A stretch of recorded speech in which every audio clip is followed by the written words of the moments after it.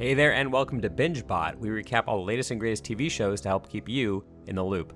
This time we're returning to HBO's critically acclaimed drama The Last of Us for a recap of Season 2 based on the best-selling video game.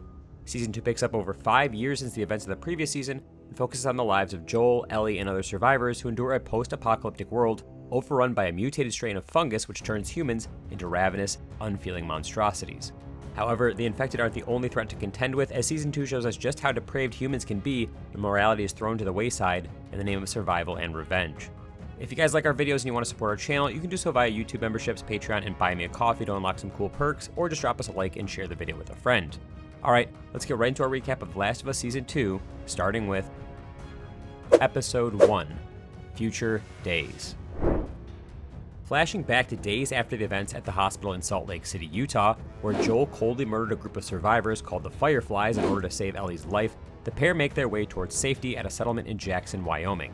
Ellie, who was unconscious during the massacre, looks to Joel for truth, but he continues to lie, covering up his bloodbath. Swear to me that everything you said about the Fireflies is true. I swear. Back at the hospital, a young woman named Abby grieves over the graves of the fallen Fireflies, along with her group of 4 close friends. Feeling somewhat lost without anywhere to go, one of the men, Owen, suggests that they travel to Seattle, Washington, as he has heard of a strong group of survivors who are living in this city. However, Abby makes it clear that her newfound mission is to find Joel and make him suffer, an objective that the rest of the group wholeheartedly agrees with. 5 years later, the settlement in Jackson continues to grow. Joel has found his rhythm as the head foreman, overseeing the ongoing construction efforts, but he still battles with guilt over his murderous past. During a therapy session with a local psychotherapist, Gail, he tries to open up about his feelings, but he evades the true source of his torment and then leaves. Later that day, Ellie and her close friend Dina get ready to head out for a recon patrol. And after a quick overview of their mission from their mutual friend and Dina's on and off again boyfriend Jesse, they head out on horseback with the rest of the patrol squad. During their patrol, the squad comes across an abandoned supermarket with clear signs of infected activity, and when Ellie and Dina go inside to investigate, Ellie encounters an abnormally intelligent clicker that stalks her from the shadows. Despite a brief scuffle, Ellie manages to kill it, and when they return to Jackson, they warn the city council about the oddly smart infected, putting everyone on high alert. I believe Ellie. Maybe the smart one was a one-off. Oh, what about the other 6 that brought down the grizzly? Yeah, well, 6 ain't good, but it's not exactly a horde. Not yet. That evening, the settlement celebrates New Year's Eve with a dance, and inebriated, Dina kisses Ellie. Unfortunately, their moment is interrupted by a rude local named Seth, and when Ellie tries to stick up for herself, Joel intervenes, throwing him to the ground. This overprotective act from Joel continues to put stress on his already strained relationship with Ellie, the result of years of distrust stemming from the incident at the hospital in Salt Lake City. When Ellie returns home later that night and sees Joel fiddling with his guitar on the front porch, they share an uneasy stare, and she escapes to a room in the garage. Elsewhere in town, as the dance lets out and everyone heads back home, someone haphazardly chucks away their sparkler, which lands near an exposed pipe due to the recent construction. Inside the clogged pipe, amid a maze of sticks and twigs, the distinct red tendrils of the cordyceps fungus begin to writhe. At the same time, in the mountains nearby, Abby, Owen, and the rest of their group arrive at a cliffside, their sights set on Jackson in the distance. Episode 2, Through the Valley. Waking up from a nightmare the next morning, Abby and the rest of the group look down on Jackson from a lodge in the mountains and realize just how big the settlement actually is. Without a solid plan, Abby goes outside into the frigid cold to do some recon, but the rest of them are uneasy about their chances. In Jackson, Jesse and Ellie get ready for patrol as Joel and Dina had already left on their own patrol earlier that morning. Jesse tells Ellie that the night before, another patrol found some infected frozen solid outside of the city limits, and to their horror, dozens more live ones were hidden underneath the snow, using the bodies of the others for insulation. At a town meeting, Joel's brother Tommy reminds the citizens of the game plan in case of emergency and issues a town-wide drill to prepare. Maria, Tommy's wife and another leader of Jackson, also tries to mend things over between Seth and Ellie, and although Seth apologizes, Ellie remains unmoved. Sometime after Ellie and Jesse head out for patrol, the snow begins to pick up, leading to whiteout conditions. And rather than risk the trip back, they lock up their horses and try to wait out the storm. Meanwhile, up in the mountains, Abby catches sight of a Jackson patrol, and when she tries to get a better viewpoint, she slips down a steep hill. And though uninjured, Abby is horrified when she realizes that she's standing on a mass grave of infected, made even worse when the ground begins to tremble and a horde bursts to the surface.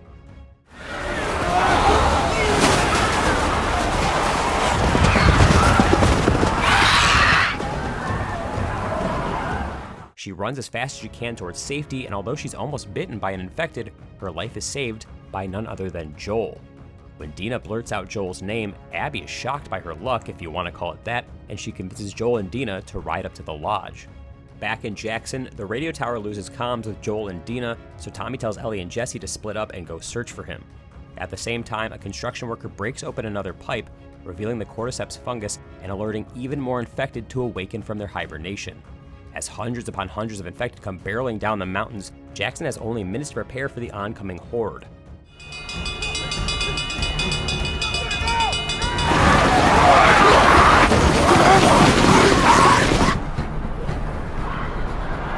Moments later, the infected arrive in full force, throwing themselves against the outer walls, driven by nothing but the primal instinct to spread their plague. And held back by explosions and gunfire for only a few minutes, the infected quickly breach the walls and begin flooding in. As chaos erupts and everyone fires down from the rooftops above, Tommy barely survives a one-on-one encounter with a bloater, but he manages to take it down with a flamethrower. And with that out of the way, he releases a kennel full of attack dogs, turning the fight in their favor. Meanwhile, Abby, Joel, and Dina arrive at the mountain lodge and are greeted by the rest of Abby's group. As the trio recovers from the cold, Dina notices a patch on one of their backpacks, bearing an image of a wolf with the letters WLF. When Abby announces that her new acquaintances are Dina and Joel, the group springs into action. One member, Manny, takes Dina hostage while another, Nora, disarms both of them. As the medic, Mel, delivers a sedative to Dina, knocking her out cold, Abby pulls out a shotgun and casually blasts Joel in the leg. And as he reels in shock, Abby reveals a harrowing truth to Joel. It turns out that the doctor he killed at the hospital in Salt Lake City, the doctor who was going to perform the brain surgery on Ellie and possibly find a cure for the fungal infection plaguing the world, was actually Abby's father. Joel killed him when Abby was just 19 years old, the same exact age that Ellie is now, and her life has been fueled by revenge ever since. You remember that one? An unarmed doctor you shot in the head. That was my dad. Grabbing a golf club nearby, Abby holds nothing back and begins to ruthlessly bludgeon him over and over again. Not too long after, Ellie discovers the lodge and heads inside, and when she stumbles into the main room and witnesses Abby beating Joel bloody, she tries to attack, but Manny and Nora subdue her. And with the situation spiraling past the point of control, Owen tells Abby to end things before they get worse. As Ellie watches on, Abby, steeled with hate, picks up the broken handle of the club and approaches Joel's barely moving body. Despite her pleas for mercy, there's nothing that Ellie can do but watch on helplessly as Abby stabs Joel in the neck, killing him instantly. Packing up in a hurry, Abby and the rest of the group spare Ellie's life and they make a quick exit, leaving her to mourn over Joel's lifeless body.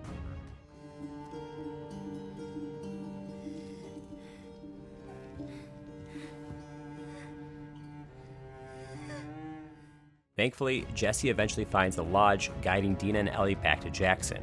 And there, the battle against the infected has ended, and though Jackson remains standing, their victory is a hollow one, as many have perished in the fight. Episode 3: The Path. In the wake of the attack on Jackson, most are still left in shock. In near disbelief but full of emotion, Tommy tends to Joel's corpse, a solemn act of compassion for his beloved brother.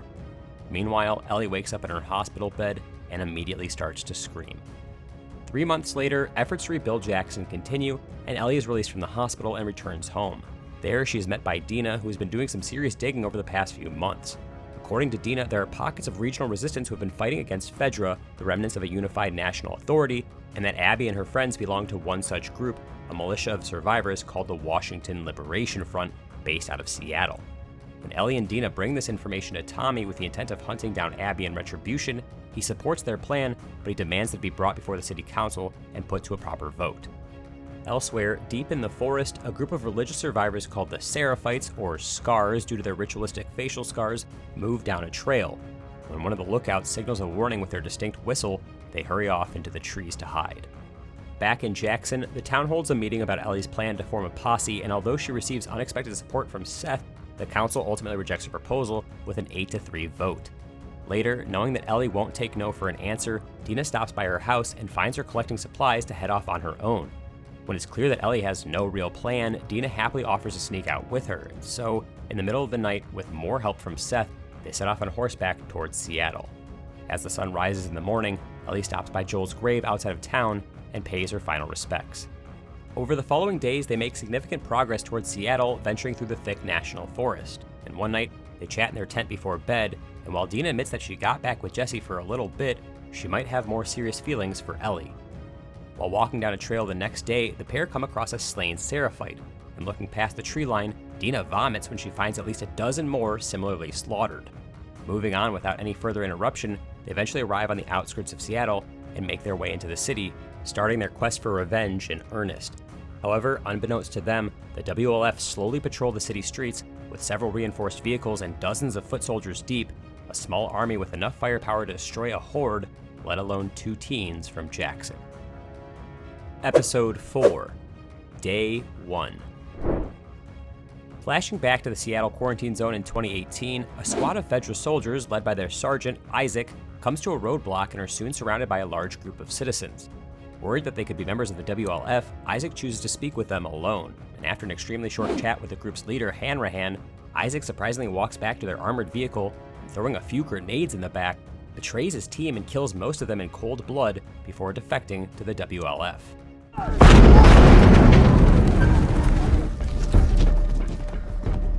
Welcome to the fight. Back in the present, Ellie and Dina make their way further into downtown Seattle, where Dina notices a broadcast tower with WLF markings.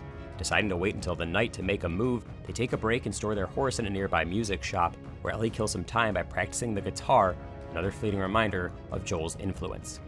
Meanwhile, at a WLF compound, Isaac interrogates a Seraphite through brutal means, and though no information is learned, one fact is glaring. The WLF and Seraphites have been locked in a cyclical battle of mutual murder, with neither side knowing which one betrayed their initial truce, and the truth of the matter now lost to blind revenge. That night, when Ellie and Dina sneak into the broadcast tower, they discover just how depraved the fight between the WLF and Seraphites has become, and they stumble upon a room with several soldiers hung and disemboweled. When reinforcements show up, Ellie and Dina make a hasty escape, but only after killing a couple of WLF soldiers in the process. Chased by the rest of the squad, they squeeze through a passageway across the street and find themselves in the subway tunnels, but their safety is short-lived. When the WLF come down to find them, they accidentally stir up a group of infected who quickly overwhelm them, ravenous as always, and as the soldiers get slaughtered, Ellie and Dina find a way out, but Ellie is bitten by an infected while protecting Dina. In shock, Dina is silent until they find safety in an abandoned theater nearby, where she draws her gun on Ellie. Of course, Ellie reveals her secret and explains that she's immune, but Dina doesn't believe her at first, not until hours later when Ellie wakes up from a quick nap with no symptoms of infection. Overcome with emotion, Dina shares her own secret. She's pregnant, and Jesse is the father. Ellie.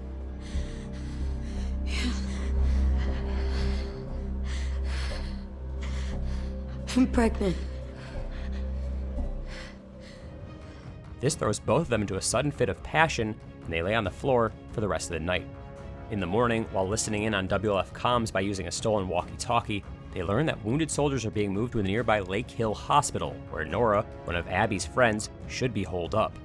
Now, with a clear first objective to tackle, Ellie and Dina head up to the roof and locate Lake Hill, and despite her pregnancy, Dina promises to help Ellie every step of the way, with Nora the first of 5 in their crosshairs. Episode 5, Feel Her Love. At the hospital, Hanrahan meets up with Sergeant Park, whose squad was responsible for initially clearing the building of infected. In her report, Park explains that while the upper floors are safe, the basement held a horrifying discovery. Down on the second basement level, where the first cordyceps patients were brought decades ago, some of the squad discovered fungus spores floating in the air, and the basement was sealed to prevent further airborne infection. Elsewhere in the city, Ellie and Dina make their way towards the hospital, trying their best to avoid WLF patrols. As night falls, they cut through an abandoned office building, but soon realize that they're being stalked by a group of intelligent infected, much like the one from the supermarket. Outnumbered, they try their best to fight off the infected, and just when it seems like all hope is lost, they are saved by none other than Jesse. Did you get bit? What? No. She's okay. I was watching. They didn't bite her. Jesse, I swear. We gotta go. Chased by the WLF soldiers, the trio make their way to a nearby park, but the WLF refuse to follow, an ominous sign of what's lurking within. As they search through the park, Jesse explains that he and Tommy left Jackson to come and rescue them, and that the new plan is to rendezvous with Tommy and head back home. Suddenly, they come across a group of Seraphites who ritualistically slay a WLF soldier and quickly spot their position, shooting an arrow through Dina's leg. As Jesse carries Dina back towards the theater, Ellie spots Lake Hill Hospital and heads off on her own. Making her way past the guards outside, Ellie finally finds Nora, and at gunpoint, she demands to know where Abby is. When Nora bolts, Ellie chases her, and cornered, Nora flees down the elevator shaft, landing deep in the basement. When Ellie follows suit, she finds the entire floor overrun with cordyceps growths, the air thick with fungal spores. In the corner, Nora reels from inhaling the spores, and finally snapping, Ellie picks up a piece of metal off the floor and beats Nora within an inch of her life. Episode 6. The Price. Flashing back to Austin, Texas in 1983, young Joel Miller has a conversation with his father, an alcoholic and abusive cop named Javier. When Joel warns his father not to harm Tommy, who had just gotten in trouble with the law, Javier tries to explain away his actions and pins the blame on his own abusive father, a clear sign of deep-seated generational trauma. In a series of flashbacks, we witness Joel and Ellie's relationship evolve following the events in Salt Lake City as they settle down in Jackson. On Ellie's 15th birthday, she burns herself to cover up her old bite wound on her arm, but Joel understands her reasoning, and to celebrate her birthday, Joel gets her a cake and a handcrafted guitar, promising to teach her how to play soon. On Ellie's 16th birthday, Joel takes her to an abandoned museum near Jackson, where she geeks out over the space exhibit. This thoughtful outing, completely planned by Joel, brings the pair all the more closer. Unfortunately, Ellie's 17th birthday doesn't go so smoothly, as Joel comes home early and finds Ellie fooling around with a local girl and her arm newly tattooed. As is his nature, Joel is overprotective and only further annoys Ellie, and the pair decide that it's best for Ellie to have her own space in the garage. 2 years later, on Ellie's 19th birthday, Joel takes her out for her first patrol, the result of months of training. And though the day starts out calm, things pick up when a distress call comes in to assist another Jackson patrol who have encountered infected. Upon arriving, Joel finds Eugene, Gail's husband, bitten by an infected. Though Joel plans on shooting Eugene then and there, he begs to be taken back to Jackson so that he can see Gail before he dies, and at Ellie's insistence, Joel agrees. However, despite his promise to Ellie, Joel walks Eugene through the forest into a picturesque view where he puts him out of his misery. Ellie is further shocked when they return to Jackson, and Joel lies to Gail about what happened, so she plainly states the truth in spite of Joel's dishonesty. He begged to see you. He had time. Joel promised to take him to you. He promised us both. And then Joel shot him in the head.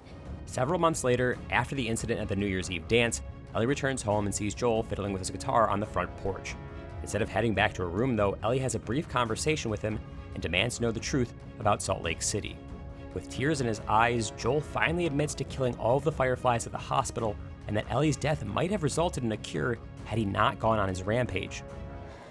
But if somehow I had a second chance at that moment, I would do it all over again. Because you're selfish. Because I love you. The truth finally out in the open, both Ellie and Joel are rocked to their cores, but Ellie states that she wants to try and fix their relationship, even if it seems far beyond repair. Back in present-day Seattle, Ellie arrives back at the theater after escaping from the hospital, determined on her path of revenge, but unaware of just how bad things are about to get. Episode 7, Convergence. Returning to the theater, Ellie meets back up with Jesse and Dina and recovers from her run-in with Nora. As Dina gently washes her back, Ellie finally comes clean and tells her the truth about Joel, explaining that he killed Abby's father during his rampage at the hospital in Salt Lake City. Disturbed by the revelation that Abby was somewhat justified in killing Joel, and with a newfound worry over the safety of her unborn child, Dina agrees that it's time to pack up and head back home. Leaving Dina behind to recover from her arrow wound, Ellie and Jesse head to rendezvous with Tommy at a nearby bookstore, and on the way, they argue about Dina's pregnancy and Ellie's selfishness in putting her friends in danger, and tensions continue to rise. When a storm breaks out in the city and they take refuge from the rain, they witness WLF soldiers surround a Seraphite and drag him off to be executed, and although Ellie wants to rescue the Seraphite, Jesse once again is forced to keep her attention on the task at hand. Meanwhile, at a WLF forward operating base, Isaac and Sergeant Park discuss tactics as the war with the Seraphites is coming to a head. However, Isaac is particularly interested in the whereabouts of Abby and several of her friends who had seemingly abandoned their post days prior. Arriving at the bookstore but finding no signs of Tommy, Ellie and Jesse pick up a lead from WLF chatter on a walkie-talkie and head out to investigate. From a rooftop near a coastal pier, they hear sniper gunshots and deduce that Tommy is in danger and needs their help, but Ellie pieces together information that she extracted from Nora and realizes that Abby must be at an aquarium in the distance.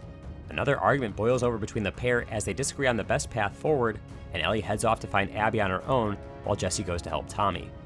Evading WLF members as night falls, Ellie commandeers a boat, but it capsizes on the way to the aquarium.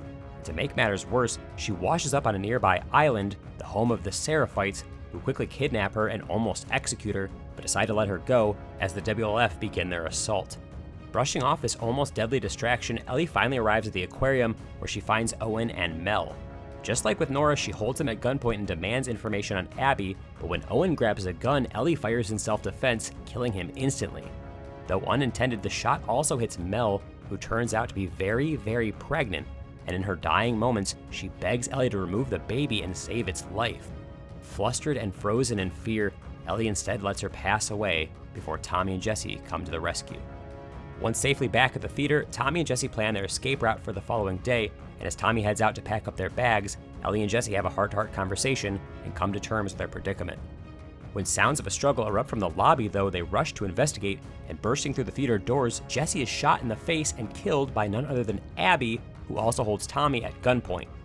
As Ellie tosses away her gun and steps out from her cover, Abby is shocked to see Ellie once again and blames her group for killing more of her friends.